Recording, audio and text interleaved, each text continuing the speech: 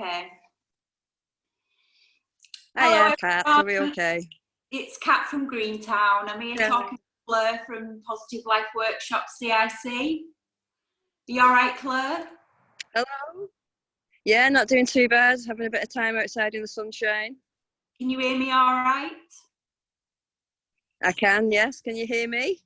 Yeah, I can. We're what, Marvellous. 3 weeks into lockdown at the moment, aren't we? Yeah, this is fourth week now because Jamie had a cough at the beginning, like just before we went into lockdown. So we kind of went in a week before everybody else. So we're on our fourth week now. All right. Well, I wanted to speak to you because you've been really inspiring during this lockdown. The way you've turned to sustainability, I think, is really inspiring. Do you want to tell me about it? Yeah, it's something that I've always kind of really thought about doing, to be honest with you. And on and off over the years from having kids, I've always like grown fruit and veg and stuff just to show them how to do it, really, to show them where the food's come from. So we've got some seeds on the go again now. So we've got some broccoli on the go. What else have we got? We had some garlic, but I think the pigeons have sat on it. So, but these are things that you kind of come across as you start doing this stuff again. You remember, oh yeah, that happened last time. We did this, that, and that. So we've kind of like Kev's going to build something to scare the birds off, so that they're not sitting on the seedlings and stuff. Because we've got a big area over the back here with bird feeders and stuff in. So there's plenty of stuff for them. They don't need our seeds. Yeah. So it was kind of give me a kick to get all that going again, which is quite good because the kids, I've not done any of that. That's all been Kev and the kids.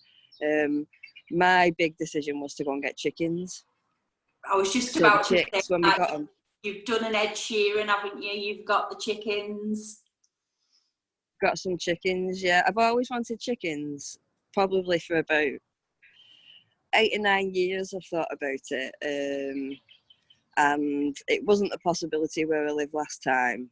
But this, where I am now, it's a bit more, there's more space for us. So where I'm sat now is like a back garden, and it's like a garden off the house. So we've got a little yard at the back of the house, which is where we're doing all the plants, because they only grow there because that's the best place for the sun.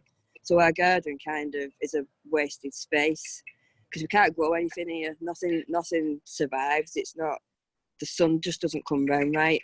So it was like, right, we'll get some chickens. So we got the chicks. They were hatched, should I say, on the 11th of March. So they're about 5 weeks now.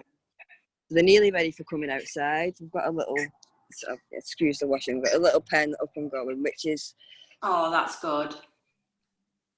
The day I got the day before I got the chickens, I kind of got them the day we went into lockdown. I'd organised it the day before, and we went out in the morning. I was like, oh, I felt really naughty, but we'd already organised to pick them up.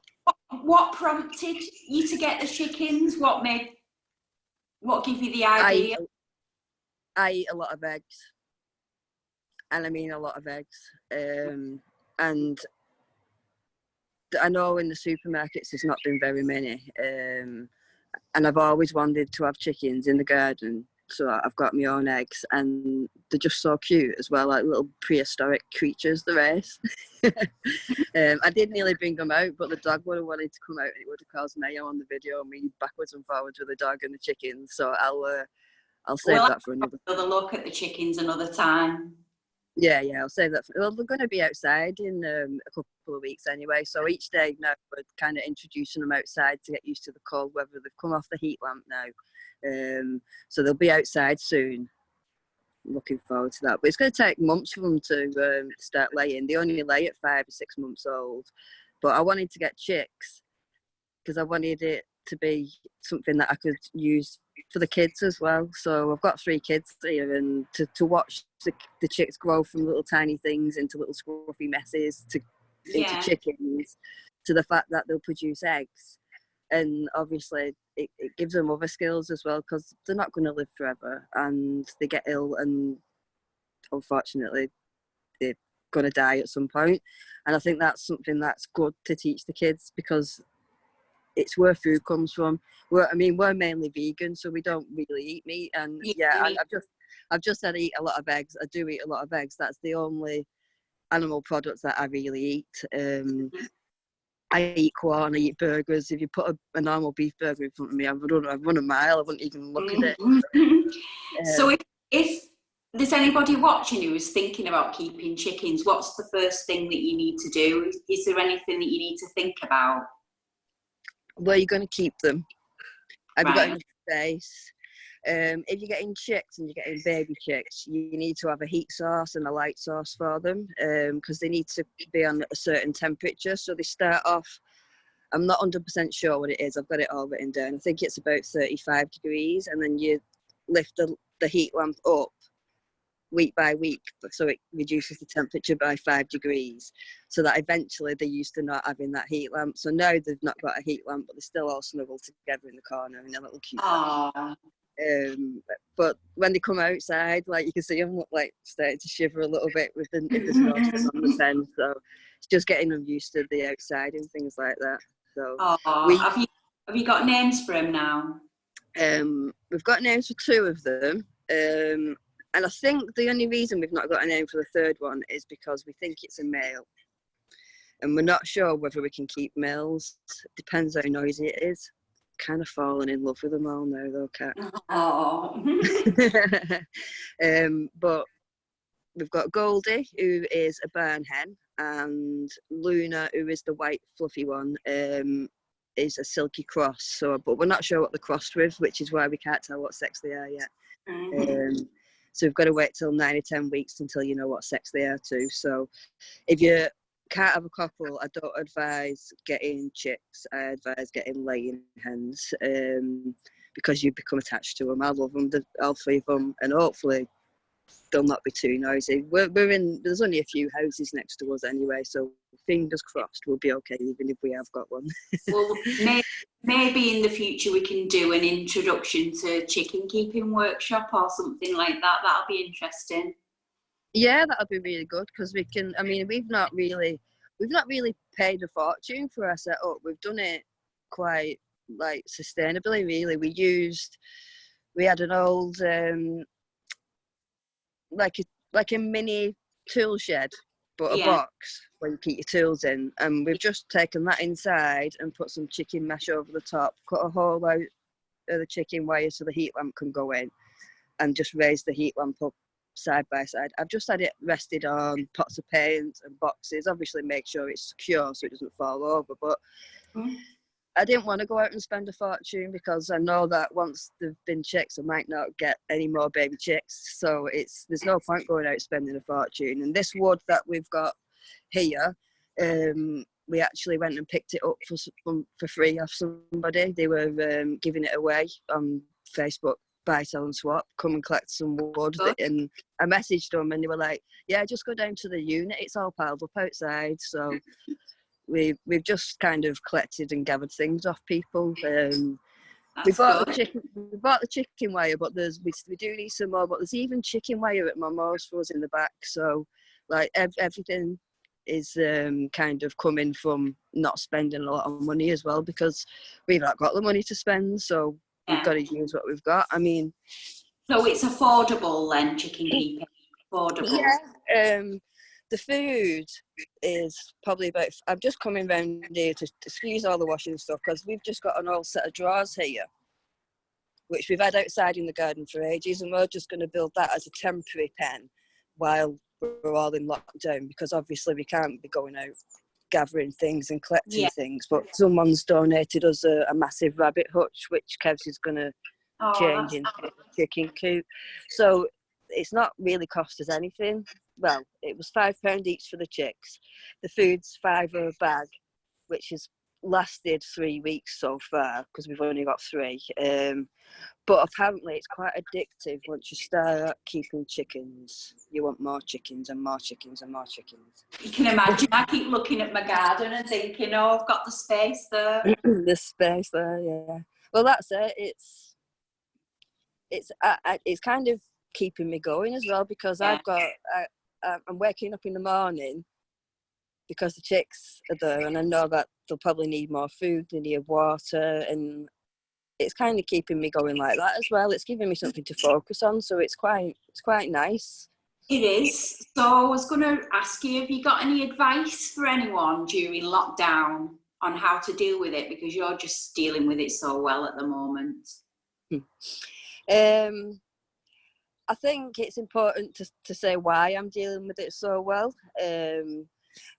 My life over the last few years has changed dramatically. So I've gone from working 5 days a week on an inpatient dementia ward, which is like a really, really stressful job, constant working, physically and mentally draining. So I've gone from that 5 days a week, and I slowly reduced down. I reduced down to 4 days, and then I reduced down to 3 days, and then to 2 days. And then I stopped doing that and started my business. So it's kind of been a really gradual process for me to get to this point. It's not been a big shock because I just left the NHS in July, and I was only kind of doing my ladies' wellbeing and the recovery cafe. So I was just helping other people, and that's what's got me through this, kind of continuing to give people that support and like helping people and just letting people know that they're going to be going through a lot of emotions.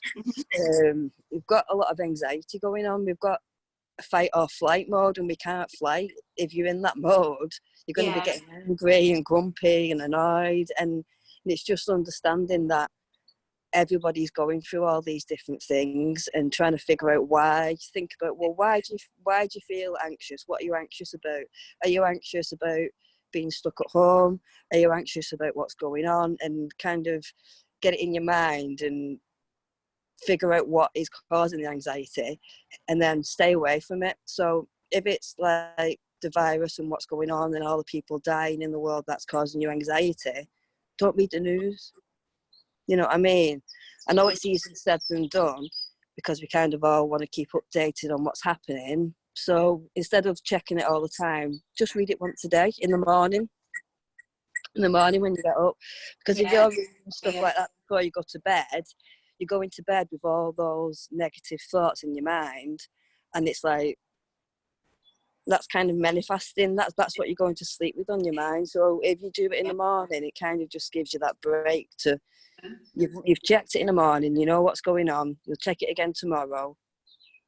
Keep yourself busy with other things, do things that you enjoy doing, think about things that you enjoy. If you sit and think about you're being bored, you're annoyed, you're upset, you're angry, and if you sit and think about that, you're just going to continue being that. Whereas if you get up and do something different, even if it's just making a brew, putting some music on, put a bit of music on that makes you happy, dance around. Mm-hmm. You know what I mean? It's just little things like that. Little things like that just to keep you going. These lot know when I'm losing my mind, I start singing. Well, I'm going to put a link in the comments to your page, Claire. For anybody watching, if you just tell them quickly what Positive Life Workshops is about.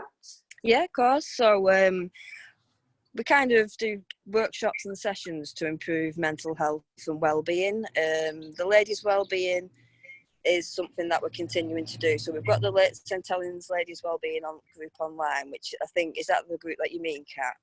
Or do you mean the page? Yeah. Yeah. So the groups for ladies in St Helens who need any support, and I'm always like putting questions up and popping up here, there and everywhere, and trying to do some work on well-being in the community, and I'm looking into funding and things like that to try and improve mental health and to see what I can do at the minute from where I am. So it's just improving mental health, giving people support and making sure that we're all right and what we're doing. So who knows what the future will bring, but we just keep going, don't we? That's just great. Keep going. It is. Well, it's been lovely talking to you, Claire. You give some really good tips and made up with those. Thank you very much, Kat. Right, I will see you soon then. All right, okay, I'll speak to you later. All right, I'll speak to you later. Bye-bye.